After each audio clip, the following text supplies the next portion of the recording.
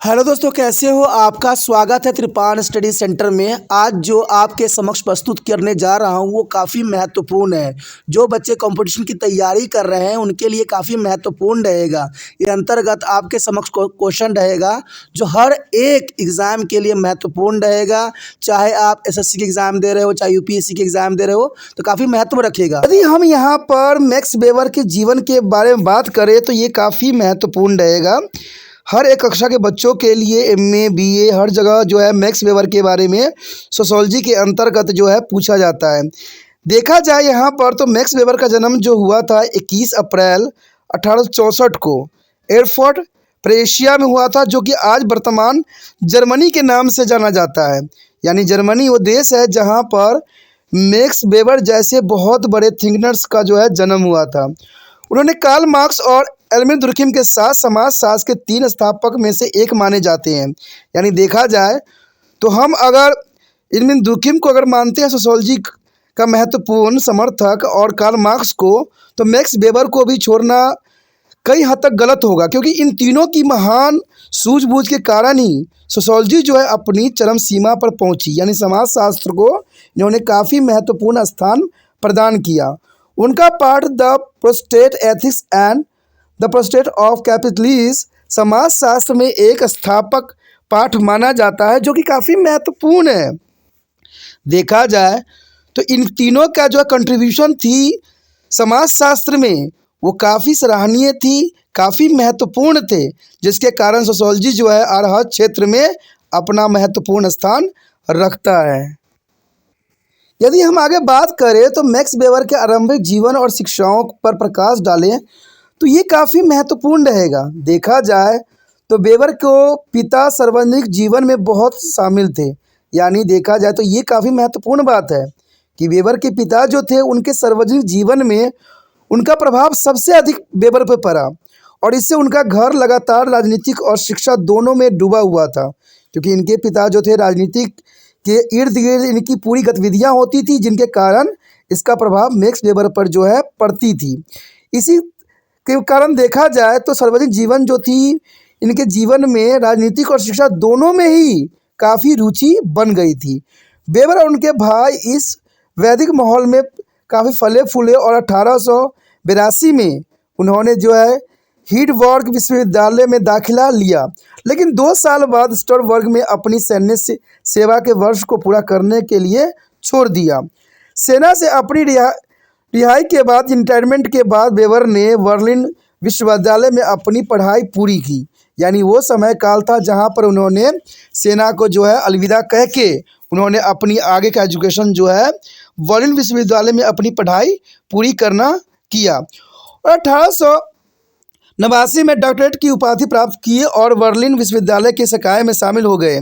सरकार के लिए व्याख्यान और परामर्श भी देने का कार्य इनका हो गया। यानी देखा जाए जब उन्होंने डॉक्टरेट की जो है उपाधि धारण किया, उसके बाद वो बर्लिन विश्वविद्यालय के संकाय में शामिल हो गए और सरकार के लिए वो जो थे एक व्याख्यान और परामर्शदाता के रूप में विख्यात हुए। तो ये इनकी जो है शुरुआती जो है जीवन का एक झलक है। चलिए देखते हैं आगे क्या है। आगे यदि बात हम करें तो कहते हैं मैक्स वेबर की अगर करियर की बात करें तो बहुत ही उतार चढ़ाव से जो है इनका करियर का जो है शुरुआत हुआ। देखा जाए तो 1894 में वेबर के हिडवर्ग विश्वविद्यालय में अर्थशास्त्र का प्रोफेसर नियुक्त किया गया, और फिर इनको जो है 1896 में हिडवर्ग विश्वविद्यालय में वही पद दिया गया। उस समय उनका शोध मुख्य रूप से अर्थशास्त्र और कानून इतिहास पर केंद्रित था। यानी देखा जाए तो उनका सबसे बड़ी महत्वपूर्ण बात थी कि उस समय वो अर्थशास्त्र से जुड़े हुए थे और अर्थशास्त्र के प्रोफेसर भी थे। उन्हें समाजशास्त्र का कहीं भी कोई भी ज्ञान उस समय नहीं था। उनका सारा के सारा जो शोध थी वो अर्थशास्त्र और कानूनी इतिहास पर केंद्रित था। उनको सोशियोलॉजी से काफ़ी दूर उन्होंने अपने आप को रखा हुआ था। देखा जाए तो 1897 में वेबर के पिता की मृत्यु के 2 महीने बाद एक गंभीर झगड़ा हुआ जो कभी हल नहीं हुआ। यानी वो समय काल था जहां पर मैक्स वेबर को बहुत ही कठिनाइयों का सामना करना पड़ा। वेबर अवसाद और घबराहट और अनिद्रा से ग्रस्त हो गए। यानी ये समय उनके जीवन का सबसे दुखमय पल था, जिसके लिए वो प्रोफेसर के रूप में अपने कर्तव्य को पूरा करना काफ़ी मुश्किल हो गया था। और इस प्रकार उन्होंने अपने शिक्षण को कम करने के लिए मजबूत होना पड़ा और अंततः 1899 के अंत में इन्होंने इस कार्य को छोड़ दिया। 5 साल तक उन्होंने रुक रुक कर जो है स्थापित रूप दिया गया। यानी देखा जाए तो 5 साल तक उन्होंने जो है अपने जीवन को रुक रुक के जो है आगे बढ़ाए। यात्रा करके ऐसे चक्रों को तोड़ने का प्रयास के बाद अचानक पुनरावृत्ति का सामना करना पड़ा। यानी उन्होंने बहुत क्षेत्रों को यात्रा किया, जाना समझा और उसके बाद जो है पूर्व उन्होंने जो है अपना कार्य आरंभ कर दिया। आखिरकार उन्होंने जो है 1903 के अंत में अपनी प्रोफेसर पद से इस्तीफा दे दिया, क्योंकि ये समय काफ़ी महत्वपूर्ण थी, क्योंकि उन्होंने आगे कुछ और ही करना था। इसलिए उन्होंने 1903 में जो है अपनी प्रोफेसर पद से इस्तीफा दे दिया। इसके अलावा देखा जाए तो 1903 में एक और घटना घटी, जो कि थी weber वाइकल्स for social science and social welfare के एसोसिएट एडिटर बने। यानी वो समय काफ़ी महत्वपूर्ण थी, जहाँ से उनका जो है सोशोलॉजी के प्रति एक रुचि बनी, क्योंकि उनका जो नियुक्ति की गई थी, वेबर को वाइकल्स for social science and social welfare के सोसाइटी एडिटर बन गए, जहां उनकी रुचि सामाजिक विज्ञान को अधिक बुनियादी मुद्दे में थी।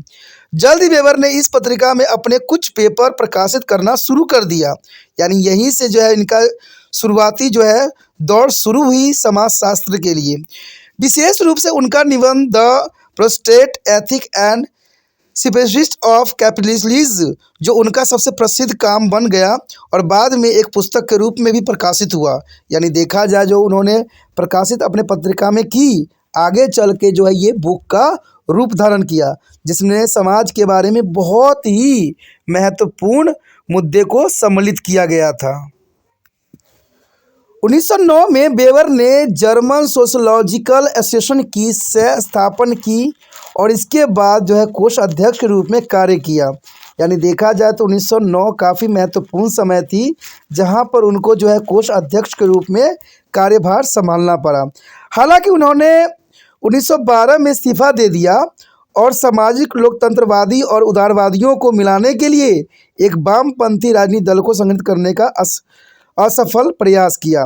यानी देखा जाए तो उनका विचार इन सब से अलग हो गया और उन्होंने सामाजिक लोकतंत्रवादी और उदारवादियों को मिलाने का एक नया रास्ता चुना, जिनको उन्होंने वामपंथी राजनीतिक दल के रूप में संगठित करने का प्रयास किया। लेकिन ये प्रयास जो थी सफल नहीं हो सकी, जो कि काफ़ी महत्वपूर्ण बात है।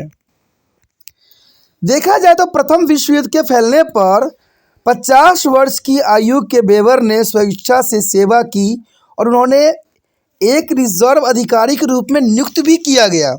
देखा जाए तो प्रथम विश्व युद्ध में यहाँ पर वेबर ने एक महत्वपूर्ण अपना योगदान दिया। और देखा जाए तो हिल्डनबर्ग में सेना अस्पतालों के आयोजन का प्रभारी भी बनाया गया और इस भूमिका उन्होंने 1915 के अंत तक पूरा किया।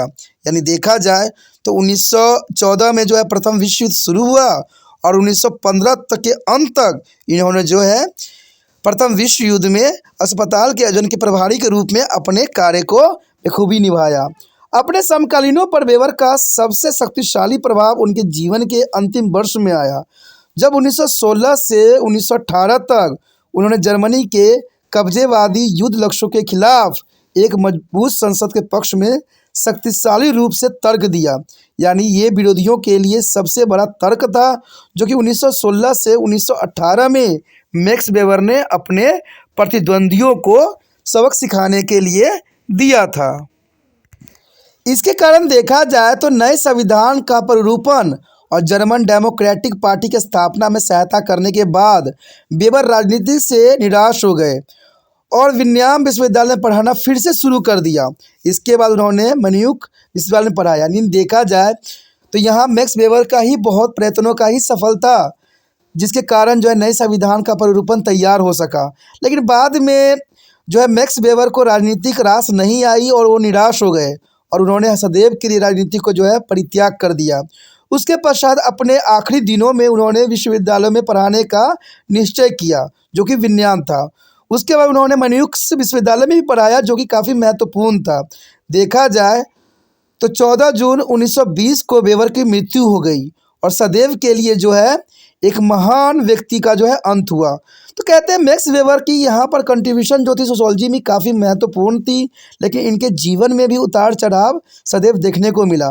कभी भी ये स्थिर नहीं रह सके और जीवन के उस उतार चढ़ाव ने इनको बहुत कुछ सिखाया और इन्होंने समाज शास्त्र के लिए बहुत ही काफ़ी महत्वपूर्ण अपना योगदान दिया।